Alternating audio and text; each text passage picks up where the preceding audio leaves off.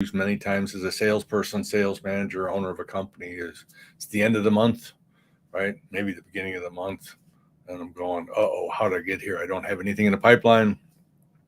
Or just the opposite. How did I get here? I got tons in the pipeline. How did I close all that? What happened? What's going to happen next month? Did I have an overflow this month and now next month I'm going to be empty? So I think in sales or as a sales manager or running your own business, you're always kind of scratching your head going, how do I get here? How do I do it again? Or how do I make sure I don't do it again? So today I want to talk really about a lot of people come up to me and always ask me, hey, what's the magic formula? How do you get successful? How do you get good at what you're doing? Um, People have asked me, how many years does it take to get good at selling? And it's funny, I always tell them you never stop. I learn every day. I'm still learning. So, but I did kind of come up with what I call the 10 steps, what I would call the magic formula for success, which probably to take each one of these and get deeper throughout this next year. Maybe take one once a week. So let's run down them, okay? And then we get into them. The first one is what I call stay on the right side of the trouble line. What's the trouble line? I divide my time up into two parts. There's pay time and non-pay time. Things I do that put money in my pocket and things that I do that don't put money in my pocket. Although the things that I do that don't put money in my pocket are extremely important as well, but I can do a lot of those things like sales meetings, reports, paperwork, CRM. So I can spend 3 days doing all that. Problem is, I was busy, but I didn't pay myself. So first thing you got to do is identify what puts money in your pocket. What activities do you do that gets you face to face with people? If you're a sales manager, what puts money in your face that puts money in your pocket that gets you face to face with your sales people? And if you're an owner of a company, what puts money in your pocket is face to face with humans, right? Your people, right? If they don't see you, they don't like you, they don't trust you, your customers, other people like yourself. So first thing is pay yourself every day. Do the activities, put money in your pocket, and then do the rest of the stuff. Number two is what I call burn your bridges. And that is not the old say that people used to tell me all the time, don't burn your bridges, which meant don't piss people off. But what I mean burn your bridges is get committed. It's the old, I'm trying to think who it was, the old Spanish conquistador, whoever landed their ships and they said, burn the ships because we're either going to conquer this or we're going to die, but we ain't going home. We're not retreating. So I think it's the same thing in the world of sales management, or owning a company. You can't get the second base with keeping one foot on first. So really, are you committed? Are you willing to do what it takes legally and ethically to get the job done? Whether you're in sales and want to send your kid to college, whether you're a sales manager and trying to develop your team up to a better team, or whether you're an owner. So how committed are you? And we'll talk, but I believe there's about 5 different levels of commitment, which we'll get into at a later time. And if you hit subscribe or click on the lines below, you might find a way to connect so you're on this all the time. That's 2. Number 3 is journaling. I can't think of a better way to call it. I mean, it took me a long time to start journaling, but I've been journaling for, oh my goodness, it's got to be over 35 years. And I always have my journal with me. And I think it's a key thing is, how do I journal? How do I debrief every day? So this is what mine kind of looks like. My beginning, that's my fresh front page, which I'll talk about journaling at some point. But I got to look back at every day. It's great when I can pull a journal out that's a couple months old and look at the beginning of this year and see what I did to get through that first quarter, or pull a journal out that's 5 years old, or pull a journal out that is back in 2008 when we had a recession and look at what I did there. What did I accomplish? How did I get over that hump and keep things going? So keep a journal. It's a way of reflecting on yesterday, what you did, what you accomplished, what didn't go right, what did go right. To me, any famous person you've ever heard of, any successful, well-accomplished person, Steve Jobs, Warren Buffett, Da Vinci, everybody kept a journal. it's time for you to keep a journal.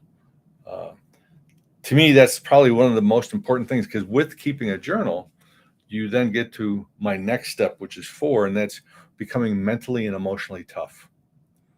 You've got to become mentally and emotionally tough uh, to live as a salesperson, sales manager, or owner of a company. You've got to get through the mental anguish of sometimes going through stuff. And so a question I always ask a CEO whenever I meet them, I always say, so what gets you up at 3 a.m, makes you throw up, right? Because if you're a president or running things, you probably have done that. And there's probably 1 or 2 things that get you that way. So how'd you get over that hump? What is it gets you emotionally over that? What gets you mentally over it? As a salesperson, I always tell you got to have a mantra. What's your mantra? And a salesperson, I don't care if you're brand new in sales or old in sales, your mantra should be something like, I'm financially independent and do not need this money. Love to help you, but don't need to help you. If you had that, if it truly was that way, if you had more money than you could deal with, but you still like to sell, how would you be different when you got in front of that prospect that started giving you a hard time? Or your prospect that said, this is the way we're going to do it? What would you say to them? Right? So how do you maintain staying tough that way? Get yourself a mantra and journal. Every morning I journal things about myself that I believe to be true. One of those is I'm a master referral getter. Another one is I radiate positivity every time I walk into a room. Another one is that I'm financially independent, do not need your business, but would love to help you. So how do you get emotionally tough? You got to train your brain. Otherwise, there's too much negativity coming in from all different sides that could hurt you. So go back to a little bit of journaling. Number 5, self-esteem. You got to maintain a healthy self-esteem. So what do you do to maintain healthy self-esteem, right? What are you doing? What do you do with your kids? What do you do with friends? What kind of things do you do that say, hey, I had a great day? And partly only way to me to do this, too often as a salesperson or a sales manager, or maybe an owner of a company, you measure yourself on the end result. Did I make a sale? Did we hit our numbers? See, those are history. There's nothing you can do about those, but they can really tick you off and make you feel like crap at the end of the month, right? Or at the end of the day or the end of the week. But you can't control that. See, I could be the only one in front of you, the only one that can do what you need done, the only one that can do it on your timeline, and the only one that can do it for your budget. But you have control over your dollar, not me. So if I'm judging myself on something I don't have control on, I'm about to beat myself up. What do I have control on? Well, as a salesperson, I have control on how many people I tried to get in front of today, how many attempts I made at making appointments. That I can control. As a sales manager, it might be how many times I rode with my salespeople today, how many coaching times I had with them. As an owner, it might be how many one-on-ones did I have with my people, maybe how many one-on-ones did I have with my customers, right? Or how many one-on-ones did I have prospects, new customers. See, I can control those things, measure those things, and I get to feel good at the end of the day because I did what it takes to make a sale happen. Don't measure those things and only measure the end results. You're going to beat your self-esteem up pretty poorly. Number 6, I believe this to be true no matter what profession you're in. You got to have a support group. You got to create a support group. You know, if you're a CEO, there's groups like Vistage, right? Where people that are running big companies get together every month with other people that run big companies. Just kind of figure out what we're doing right, what we're doing wrong. So if you're a salesperson, find other salespeople. Have coffee with them once a month. What are you doing out there? What's going right for you? Cultivate a support group. That's one of the key things to helping your self-esteem and staying emotionally tough. Next one, I think, is really product knowledge. And how do you use product knowledge, not gaining product knowledge? What do you do when you get product knowledge? See, good product knowledge, if you're good with this, helps you develop better questions, not helps you develop better ways to tell people about your product. Helps you develop better questions. So the more you know about your product, and your industry, the better questions you can ask. Next one would be competition. How much do you know about your competition? The more you know about them, the more questions you can ask. Number 9 is pretty simple, and that is develop a prospecting system.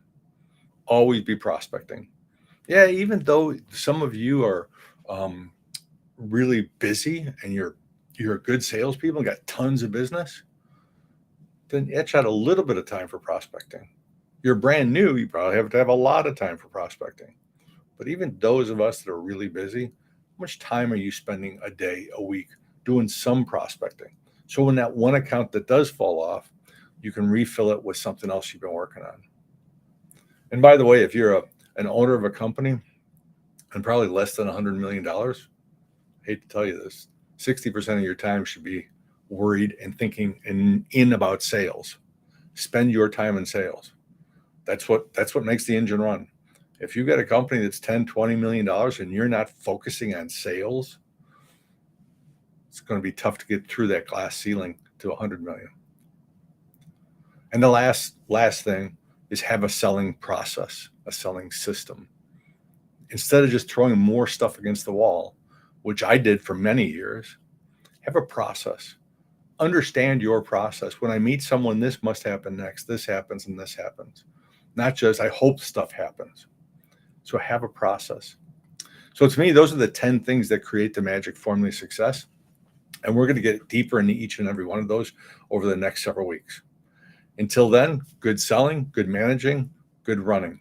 See you next time.